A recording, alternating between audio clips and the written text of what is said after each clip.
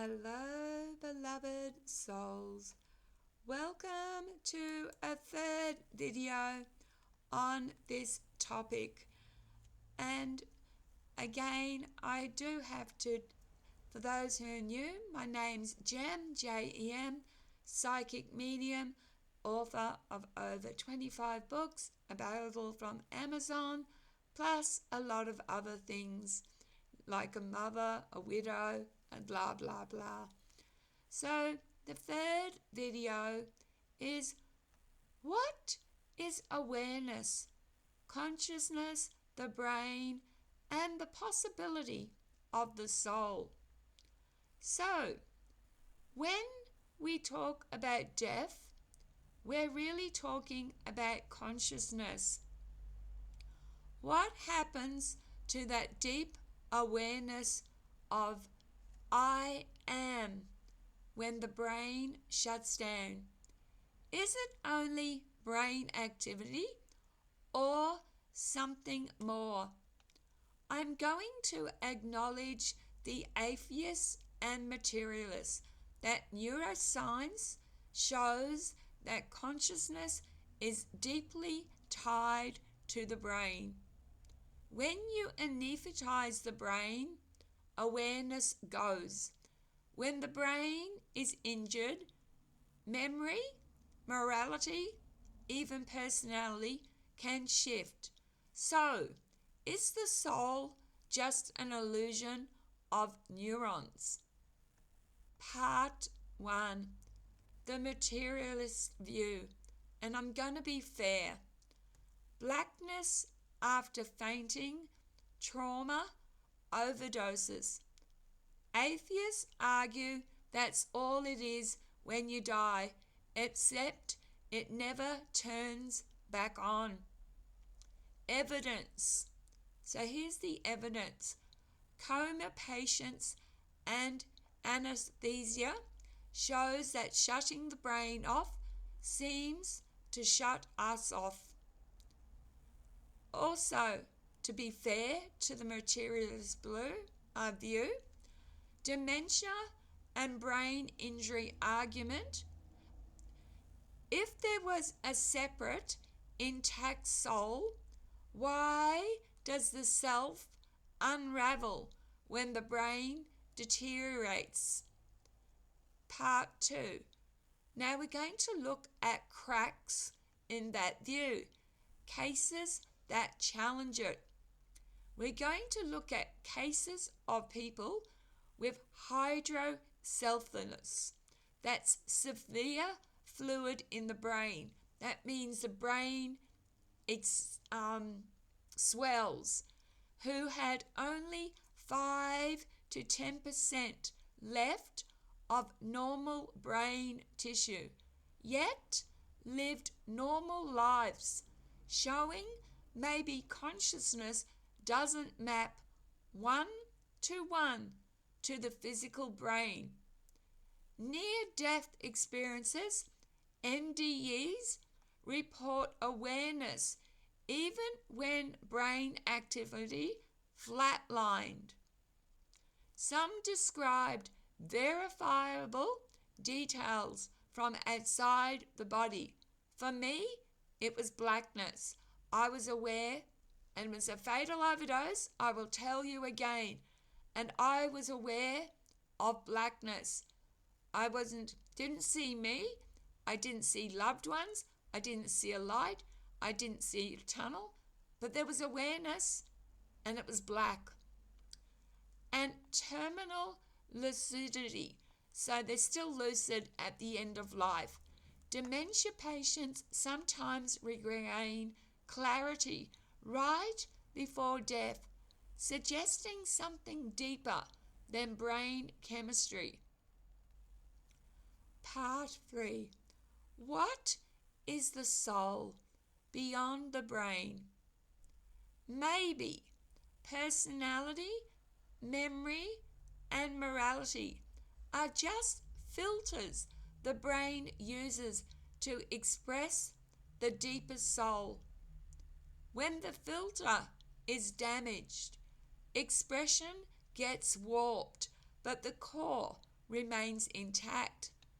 Some traditions say the heart is tied to the souls.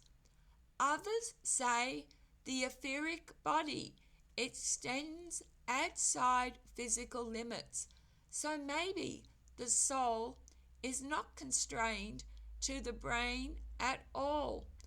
And I will give an example that the soul is not limited by when Rob he was brain dead, asphyxia to the brain, loss of oxygen to the brain.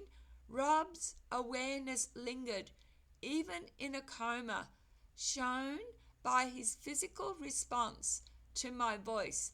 So he was brain dead, and I made phone calls, and the nurse would put the phone call to Rob's ear, and at the sound of my voice, his blood pressure would rise. So maybe consciousness is just the brain. Maybe it really does end. But maybe it isn't that limited. Maybe what we call the soul is awareness itself, the part of us that can extend beyond memory, personality, or even body. In the end, the question isn't just what awareness is, but where it truly lives. And again, I have to say and end this with that people's experiences are subjective. And because they are subjective, science doesn't have a way to measure subjective experiences. So, there is probably no evidence, good evidence, that there is eternal life. Maybe, because the near-death experiences, the people still came back. They didn't go further. So what I'm saying is no one has died for days and then come back to life. And I don't want to hear Christians saying Jesus did, because I don't believe that. It is not possible. Apply Occam's razor. It is not possible. And that's another video entirely in itself. I'm not here to debate anyone's belief. If you're an atheist and you believe that that's all there is, that makes life all the more precious. If you're a believer and believe that life goes on, I'm with you on that, but I'm questioning myself. I don't believe in heaven and I don't believe in hell. But I also have to just point out, and maybe I'll have to do a fourth video. There's enough evidence now of reincarnation, and enough studies have been done, especially in the East, that are eerie, that young kids have said that they've lived this full life, and investigators have gone and mapped it out, and it's been true. And it happened to me as a child. I remember being French. I had black, long hair, and I remember my name was Marie or Maria. And my son, at 4 years old, I had never shown him any war movies at all. And he vividly, at 4 years old, described what I believe was Tobruk. He described being on a ship, and the ships all around, and ships on fire, bodies in the water, blood in the water, bullets coming from the land. And he said his name was Alfred Smith. What 4-year-old makes up a name Alfred Smith? So drop a comment below Would you like me to do a video on reincarnation? No, stuff it. I'm going to do it anyway. Take care of yourselves. Love, light, and blessings. Bye.